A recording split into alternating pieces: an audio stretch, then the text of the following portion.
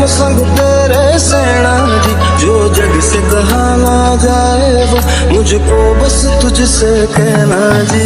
वो नज्म नज्म सा मेरे होठों पे ठहर जा, मैं ख्वाब ख्वाब सा तेरी आंखों में जादू रे। এই মুহূর্তে তোমাকে জড়িয়ে ধরে ঠাস ঠাস দুটো চুমু খেতে ইচ্ছে করছে। ইউনো তুমি আমার বাচ্চার বাপ। এখন টুস করে কল দিয়ে নিজের অনুভূতিটাকে তাড়াতাড়ি জানাও তো, ওয়েট করছি। স্ক্রিনের উপর জল জল করা বার্তাটি পড়তেই মাথা ঘুরে গেল জিয়ন সুগার। হাত পায়ে যেন ঘাম ছুটে যাচ্ছে। সামনের দিকে তাকিয়ে অনবরত বক্তব্য দেওয়া ফোনের মালিকের দিকে একবার তাকিয়ে নিল, তারপর আরেকটু কাছে গেছে নিচু সুরে পড়ল, ভাই একদিনে দুইটা গুড নিউজ, আমি তো হার্ট ফেল করবো। বলে ফোনটা জিয়ন জাংকুকের সামনে ধরল। স্ক্রিনের বার্তাটা পড়তে হতভম্ব হয়ে কিছুক্ষণ তাকিয়ে রইল জাংকুক। বার করে সিকিউরিটি রূপে নিচে ছোট ভাইয়ের দিকে তাকিয়ে জনসমাবেশের দিকে তাকালো। এর মধ্যে পুনরায় এক নাম্বার থেকে মেসেজ আসলো, এই যে মশাই, আপনি যদি এই মুহূর্তে পৃথিবীর সব থেকে ব্যস্ততম লোকও হয়ে থাকেন তাতে আমার কিছু আসা যায় না। এক্ষুনি ফোন দিন, নাহলে কিন্তু আমার বাচ্চাকে কোলে নিতে দিব না। হাতের মাইক্রোফোনটা মুখের সামনে নিয়ে গম্ভীর কণ্ঠে বলল, এক্সকিউজ মি। তারপর পাশে অবস্থানরত অনুষ্ঠানের আহ্বায়ক ফিলিক্সের হাতে মাইক্রোফোনটা দিয়ে ছোট্ট আওয়াজে বলল, তোমরা কন্টিনিউ করো। সুগার হাত থেকে নিজের পার্সোনাল ফোনটা নিয়ে হন্তদন্ত পায় স্টেজ থেকে নেমে গেল জিয়ন জাংকুক। কৌতূহল দমাতে না পেরে সুগার পিছু ছুটে জাংকুকের। স্টেজের ডান দিকে প্রায় 32 হাত দূরে ছোট্ট একটা নিম গাছ। আপাতত ওই জনশূন্য জায়গাটায় গিয়ে দাঁড়ালো জিয়ন জাংকুক। ইতিমধ্যে সুগার ছুটে এসেছে।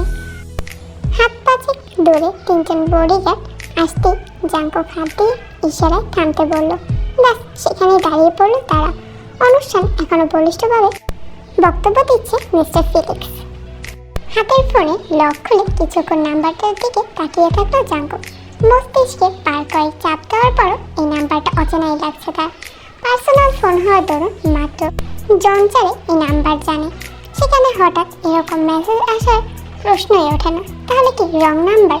ভ্রু কুচকে এসব ভাবতে সুগার দিকে তাকালো জাংকুক। 3 বছরের ছোট ভাইটা মুখটাকে বেশ সিরিয়াস করে তার দিকেই তাকিয়ে আছে। এটা মাঠ না হলে বাড়ি হলে এতক্ষণে বিশাল কেলেঙ্কারি বাঁধিয়ে ফেলতো সুগার। আর যাই হোক, সুগার সামনে ব্যাপারটা ক্লিয়ার করতে হবে। অচেনা নাম্বারটিতে কল করলো জাংকুক। মুহূর্তে বিকট শব্দে বিস্ফোরিত হলো স্টেজ। সেকেন্ডের মধ্যে আনন্দ উৎসব স্থানটা পরিণত হলো ভয়াবহ কোনো রণক্ষেত্রে। হাজার হাজার মানুষের প্রাণপণে দৌড়াচ্ছে নিজেদের জীবন রক্ষার্থে। চারদিকে ধোয়া বালি। লোকজনের ছোটাছুটি দেখে কিছুক্ষণের জন্য হতভম্ব হয়ে গেল জাংকুক। এর মধ্যে সখানেক গাড়ি হাজির হয়ে গেল। ডিবি পুলিশের, fire service, bomb direct force এবং আরও নিরাপত্তা বাহিনীর দল, সাথে রয়েছে অগণিত অ্যাম্বুলেন্স। জাংকুক পাথর হয়ে দাঁড়িয়ে আছে স্টেজের সামনে।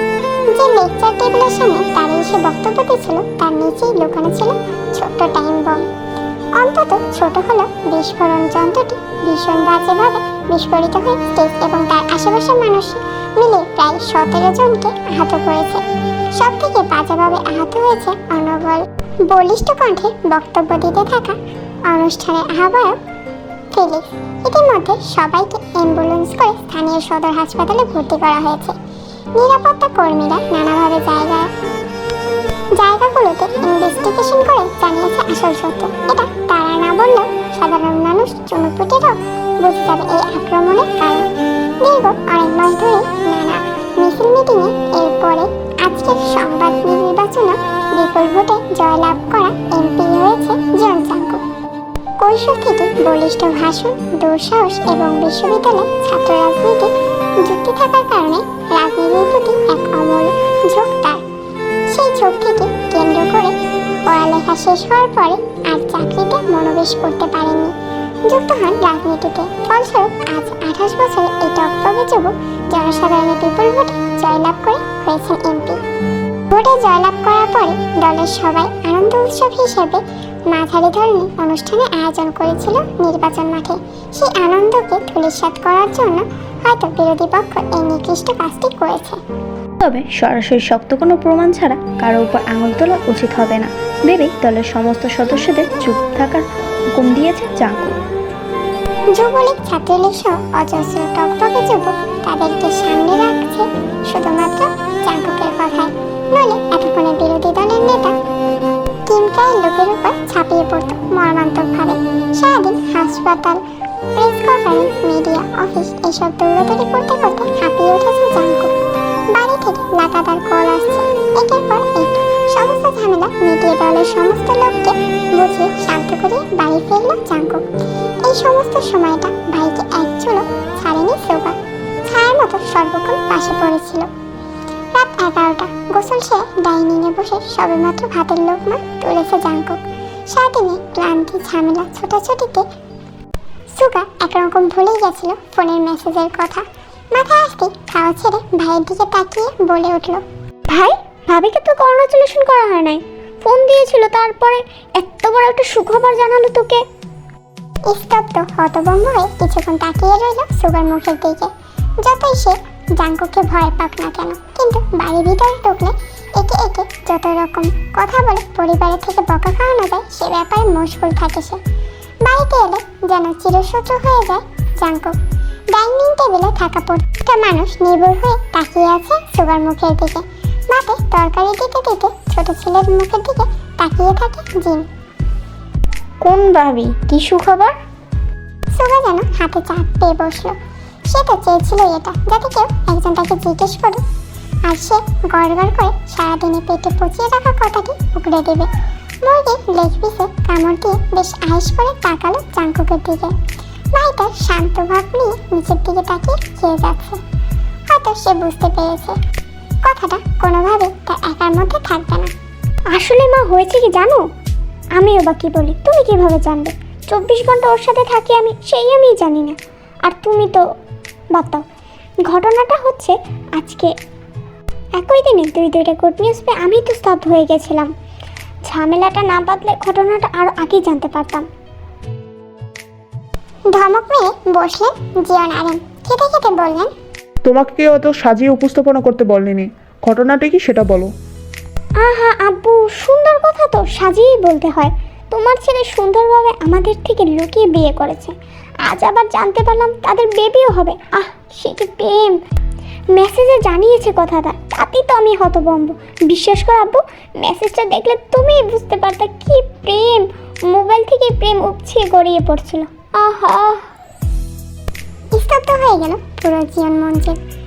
সুগা নিত্য নতুন নানা কথা জাঙ্কুকের নামে বলেই থাকে। সেই নিয়ে আজকে তেমনভাবে কেউ কোনো কথা শোনেনি, কিন্তু তাই বলে সরাসরি বিয়ের কথা বলবে? সুগা আর যাই হোক মিথ্যা কথা বলে না, এ ব্যাপারে সবাই নিশ্চিত। মাথায় হাত দিয়ে পাশে বসে থাকা চেহারে জাঙ্কুকের দিকে তাকালো জিন। ছেলের নীরবতা পেয়ে থমকে বললেন, এই কথা শোনার জন্য আল্লাহ আমাকে এতদিন বাঁচিয়ে রেখেছিল। তোমার মেয়ে পছন্দ, তাকে বিয়ে করবা, সংসার করবা, আমাদের বললেই তো পারতা। আমরা কি বাধা দিতাম? কি দরকার ছিল এভাবে লুকিয়ে বিয়ে করার? জাঙ্কুক বুক ভরে দম নিল। তার খাওয়া শেষ। সুগার দিকে কিছুক্ষণ তাকিয়ে রইল, তারপর বাকিদের দিকে তাকিয়ে বলল, সেরকম কিছু না মা, আজকাল এরকম রং নাম্বার থেকে অহরহ মেসেজ আসতে থাকে। আমি ওই নাম্বারটা চিনিই না, আর না ওই মহিলাকে চিনি। আর আমার ফোন তো সবসময় ওর কাছেই থাকে, ও হয়তো চিনে। দুম করে উঠে বসলো সুগা। সবার দিকে তাকিয়ে পুনরায় বলল, তুই কি করে জানলি ওই নাম্বারটা মহিলার? পুরুষও তো হতে পারে। আগে পিছে কথা না বলে শুধু মেসেজ দেখে বলে দিলি ওইটা মেয়ে মানুষ। পাগল পাইছিস আমাদের? পুনরায় সুগার কথায় সায় দিল জীবন মঞ্জিলের সবাই। জাঙ্কুক দাঁতে দাঁত চেপে চেয়ার থেকে উঠে দাঁড়ালো। সুগার পাশে গিয়ে চিবিয়ে চিবিয়ে বলল, তুই রুমে আয়, আমি তোকে প্রেগনেন্ট বানাচ্ছি। বলে ফোন নিয়ে হন হন করে উপরে চলে গেল। জিব্বায় কামড় দিয়ে কিছুক্ষণ তাকিয়ে রইল সুগা। ইস, মেসেজে তো বলাই ছিল প্রেগনেন্ট, তার মানে ওটা তো মেয়ে ছিল। বিড়বিড় করে বলল সুগা। জিন ছোট ছেলের পাশে এসে বসলেন। গালে হাত বোলাতে বোলাতে বললেন, ও বাবা, জাঙ্কুক কি সত্যি বিয়ে করেছে, না তুই আবার মজা করছিস? উফ মা, আরে তেমন কিছু না। আমি আগে নিজে ইনভেস্টিগেশন করে নিই, পরে তোমাদের জানাচ্ছি। নিজের রুমে যেতেই জাঙ্কুক ফোন হাতে নিয়ে বসলো। যাই হোক, আজ ওই নাম্বার থেকে উৎপট মেসেজ না আসলে ভূমে ধ্বংস হতো সে। এই অপরিচিতা কি? আদৌ সে কি অপরিচিতা, না চেনা কেউ? তাকে বাঁচানোর জন্য কি এই কৌশল অবলম্বন করেছে। যেই হোক না কেন, এই লোকের ব্যাপারে বেশ খবর নিতে হবে জাঙ্কুককে। সুচ হয়ে যেন পরবর্তীতে কাল হয়ে বের না হতে পারে। সে রাজনীতিতে প্রতিটি কদম বেশ পরীক্ষা করে ফেলতে হয়, নাহলে যে কোনো সময় এই পা ফেলার জন্য তাকে বিপদে পড়তে হবে। তাই পাটা খুব বুঝে শুনে ফেলাতে হয়। আপনার হাগু আপনার সম্পদ, দয়া করে ইহা অন্যকে প্রদর্শন করার জন্য রাখবেন না, নিজ দায়িত্বে পরিষ্কার করবেন। মাঝারি আকারে সাইনবোর্ডে সাইন পেন দিয়ে বড় বড় অক্ষরে কথাগুলো লিখে দমল তে। এর মধ্যে পিছন থেকে রিংটন বাজা অবস্থায় ফোন হাতে নিয়ে ছুটে এলো রোজ। এই তে তোর ফোন। আসসালামু আলাইকুম মহারানীরা, আশা করি অনেক অনেক ভালো আছো। তো গল্প তো দেওয়ার কোনো প্রকার ইচ্ছা সময় কিছুই ছিল না, কিন্তু এই গল্পটা আমার এত ভালো লাগছে যে আমি না দিয়ে থাকতে পারলাম না। কেউ যাতে আমার আগে না দিয়ে ফেলে, এই জন্য এই গল্পটা আমি শত ব্যস্ততা থাকার পরেও দিতেছি। আশা করি অনেক ভালো লাগবে। আর এত সুন্দর, কি বলবো, আমার মানে উত্তেজনার কথা, খুবই সুন্দর। আমি সম্পূর্ণটা পড়ছি তো, মিনিমাম 10 পার্ট হলে আমি দিয়ে রাখবো, যাতে কেউ আমার আগে না দিতে পারে। আর তোমাদের অনেক ভালো লাগবে। আমি কথা বলতে পারতেছি না, আমার কথা সব জড়াই যেতেছে। ভালো থাকবা, টাটা।